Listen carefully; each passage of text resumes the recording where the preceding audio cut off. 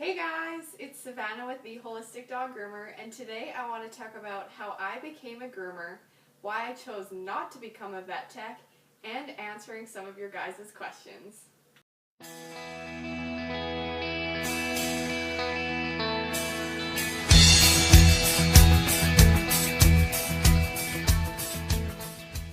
Since I'm on the bed, I wanted it to be a little bit more casual, as it'll be kind of more of a story time video about how I became a groomer. But I will let you guys know that both of our dogs are allowed on the bed, so they may be coming and going throughout this video. Hopefully that's not too distracting. Okay, so it's kind of hard to know where to start with this story, so I guess I'll start with when I was in high school. Now, nearing the end of high school, everybody starts asking you, what do you want to do with your life? I always knew that I wanted to work with animals, dogs specifically, and at that time I was also working at a kennel. So dogs and cats came for boarding and daycare. I would supervise in the dog park area. Now, it didn't pay very well, which I'm sure any of you that work in those facilities know. It was a little more than minimum wage, so I knew that I couldn't do that forever. Normally when you want to work with animals, my thoughts at that time were the only options were to become a vet, which I didn't want to do because lots of schooling, me and school don't go together. I also wasn't interested on doing surgery on animals, so the next step down from that was to become a vet tech. So I thought I wanted to be a veterinary technician. In high school, I actually got all of the volunteer hours that I needed to become a vet tech, and I was taking all of the classes in school that I would need to get into vet tech school. Through my volunteering that I had to do, I was actually placed at the vet college in the ER. I believe I was there for 3 or 4 months, and I would do I can't even remember, like 2 or 3 shifts a week in the evenings after school, and I would volunteer and help out. Now, some of the things that I experienced there I was not very happy with. They were very upsetting to me, and most of the things just being how not all owners take care of their pets as they should, and how it was causing their pets more distress, and some of these animals had to be put down just because of the negligence of the owners. So that really put a bad taste in my mouth about becoming a vet tech. And I am just such a sensitive person by nature that I knew that would be very hard on me going into the field. Also, another thing that was very concerning to me was most of the vet techs that I was working alongside while volunteering basically told me not to become a vet tech, that it has very high turnover. I think most people say the turnover rate is usually about 2 years. And I remember one of the vet techs telling me everybody that she's ever worked with that has gone on maternity leave never came back to being a vet tech. They were saying the reasons for this is not very good pay. Where I live, you're lucky to make $15 an hour. If you work in the ER, you can get closer to 20, up into the 20s, but then you're working shift work, and you're also working in very high stress because it is a emergency hospital. Another reason is just stress of the job, both physical and emotional. So that was definitely very concerning to me, that people in the job basically told me, don't go into this. So I did start questioning whether I should become a vet tech or not. But I really struggled with how can I still work with animals, but not be a vet or vet tech, and how can I make this my career?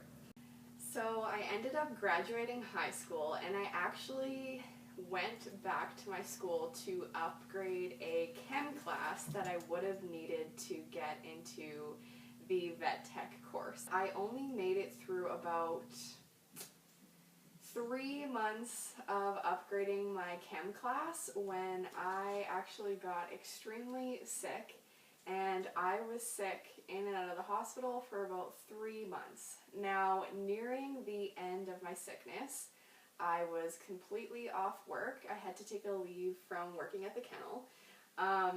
Nearing the end of my sickness, when I was feeling a little better, I was really starting to question what I wanted to do with my life. So at that time, I was doing lots of research on the internet, and I decided to actually apply for an art school in Calgary.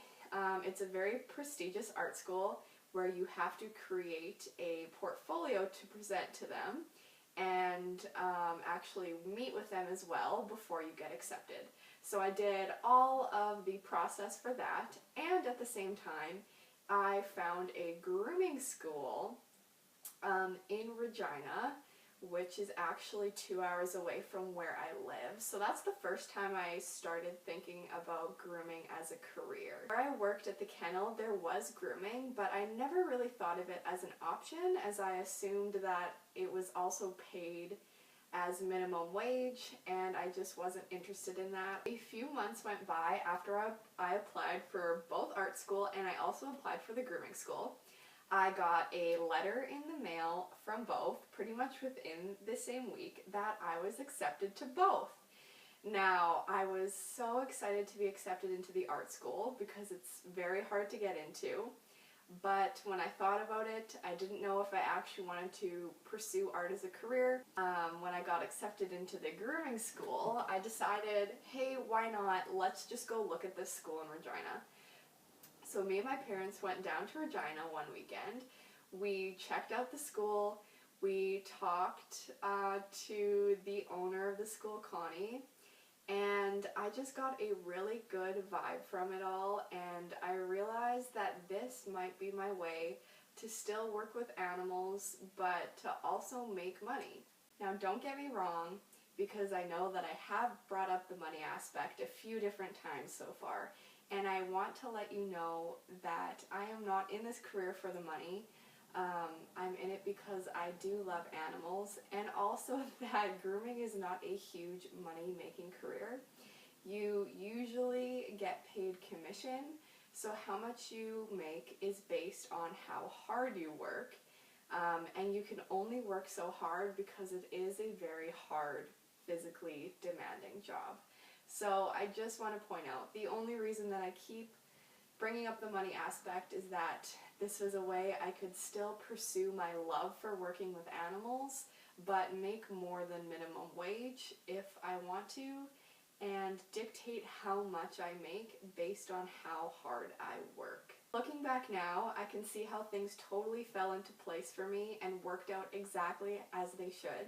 If I didn't get sick, I probably would have completed that chem class, and who knows, maybe I would have become a vet tech over a groomer. I say it all the time now, I am so glad, personally for myself, that I didn't become a vet tech for the reasons that I mentioned before, but also because I have an entrepreneurial spirit.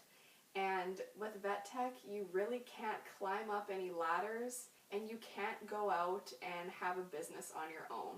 That's something that grooming allows me to do.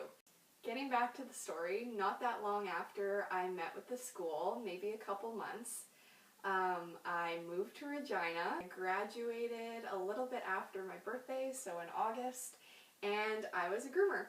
I ended up going back to the kennel that I was working at, and I would do half day working as a supervisor in the dog parks, and the other half of the day as a groomer. After both grooming and supervising for a couple of years at the kennel, some stuff happened there, and I just didn't feel it was a good fit for me to stay anymore. But once again, everything seems like it just falls into place when I look back, and I got my job as a mobile groomer. Mobile grooming has absolutely changed the game for me. It has improved my skills as a groomer tremendously because I groom all day long. My absolute favorite part of being a mobile groomer is that I get to work on my dogs one-on-one and really create that bond with them. I am also by nature more of an introverted person, so I enjoy that I truly just get to work with animals all day by myself, but I do get interaction with their owners, and I get to create a closer bond with the pet's owners as well, as we get more time to talk in a less chaotic environment. Okay, so I grabbed my phone, and apparently a dog too, and I'm going to answer some questions that you guys sent me on Facebook and Instagram. If you're not following me there, you can find me at The Holistic Dog Groomer. I will link them down below in the description. So, my first question is, what makes you different from other groomers? Now, when I read this question, I thought, wow, that's a really hard question to answer. I know that a lot of pet groomers care, but I feel like I just really care about the pets that I groom.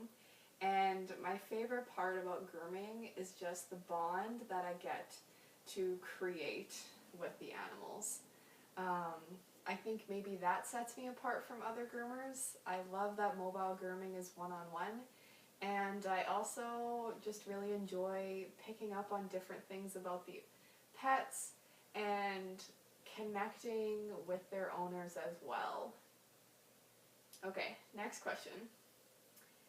Are you able to detect sickness before it manifests into physical form? Now, I'm guessing that this question is asked about my animal reiki sessions that I offer through the Holistic Dog Groomer, and I definitely can if it chooses to come up in the session that I am doing with the animal.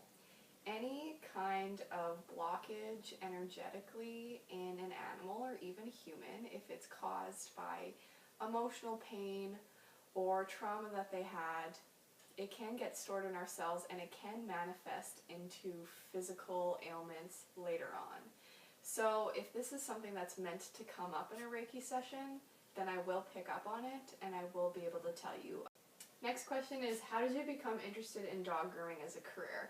Now, I think the story that I told before kind of explained all of that, but basically my interest came from wanting to work with animals and finding a different route to work with them than working in a kennel setting or being a vet tech. Next question. What's your favorite and least favorite thing about grooming? Okay, so my favorite thing, I think I've said a few times, is that I get to work with animals one-on-one and create a bond with them. If I could pick another thing that's my favorite thing about grooming, it's probably the artistic expression that it also allows me. Transforming a shaggy dog into beautiful is just very creative to me, and that obviously speaks to my artistic side. And my least favorite thing about grooming, I mean, there's probably a couple things. First of all is that I hate when my clients die because I form the bonds with them. It's very upsetting to me, and if I'm close with the animal, I usually have to go through a grooming process as well, so that's definitely not a favorite thing.